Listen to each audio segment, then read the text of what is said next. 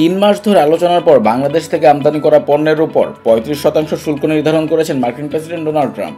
একই সঙ্গে বাংলাদেশ, দক্ষিণ কোরিয়া ও জাপান সহ 14টি দেশের উপর নতুন করে শুল্ক নির্ধারণ করেছেন তিনি। পূর্ব ঘোষণা অনুযায়ী 9 জুলাই থেকে নতুন শুল্ক কার্যকর হওয়ার কথা থাকলেও তা পিছিয়ে 1 আগস্ট নির্ধারণ করা হয়েছে।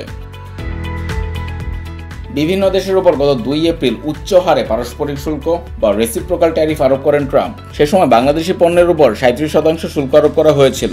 এর আগে দেশটিতে বাংলাদেশি পণ্যের উপর গড়ে 15% করে শুল্ক ছিল। দক্ষিণ কোরিয়া ও জাপান থেকে আমদানি করা পণ্যের উপর নতুন করে 25% শুল্ক নির্ধারণ করেছে ট্রাম্প প্রশাসন।